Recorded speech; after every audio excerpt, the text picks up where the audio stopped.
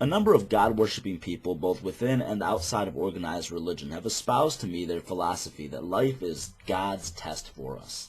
They have soothed themselves from the burden of considering that our lives may have no higher purpose than that which we ascribe to them ourselves by claiming that the Almighty Being apparently responsible for our creation has given us our sliver of life for a specific purpose, that God is apparently testing us to see if we live a righteous life the way He or She apparently wants us to live. Did we worship, behave, act, react, interact correctly, and so forth?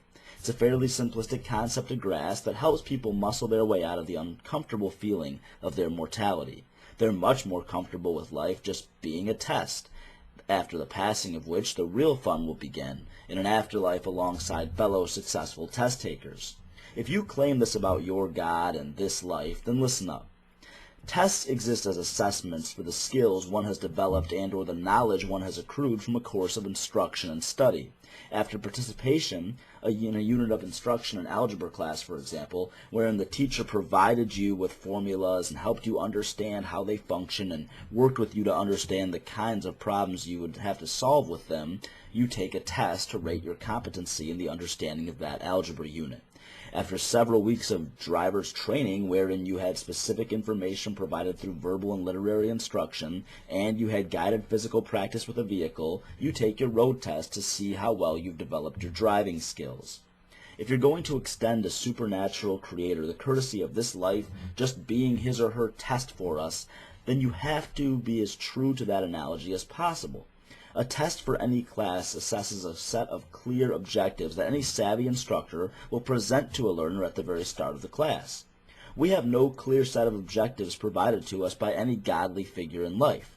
At this point, I can already imagine many of you clamoring about, grasping at your holy books to point out the tenets of your personal religion. Those in the life is God's test for us camp often insist that the objectives and study material needed is found in the Bible, the Quran, the Book of Mormon, and so forth. But every religion gives contradictory rules for what good behavior actually is. By what objective means are we supposed to determine which religion has the right test objectives for us to master in the interest of passing this test?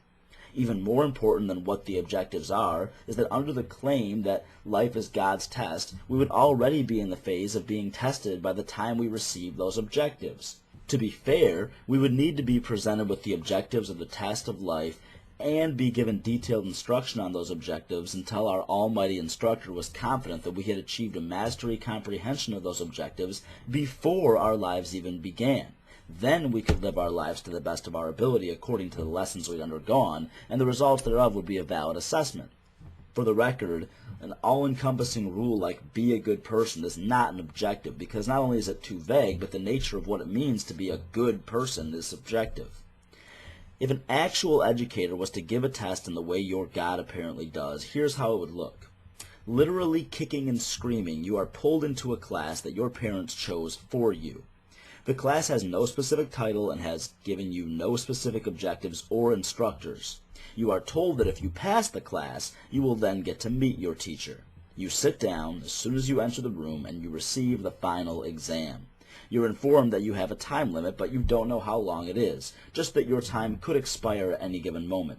The questions are vague and often repetitious, and most of the multiple choice ones offer at least two answers that could be right, depending on how you look at the question. Of course, you're never taught the objectively correct perspective to look at the questions from either. Most of the questions are vague word problems that you need to respond to just right, because the teacher that you don't get to meet yet is very specific about he or she grades the test. Fortunately, you're told that this is an open book test, and you're welcome to use any of the books in the room. Unfortunately, most of those most highly recommended books give too much contradicting information within themselves to even begin to be consistent amongst one another.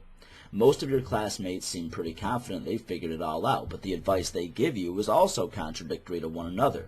Worst of all, many insist that if you pass this test, you're not only going to meet but spend eternity in paradise with the teacher. If you fail this test, you get to spend eternity in the boiler room having your flesh burned off and grown back until the end of time. It doesn't sound like a very fair test to me, and if you described it to any professional educator I've ever met, they'd agree. It's only fair that we hold an almighty God to at least the standard of a public school teacher.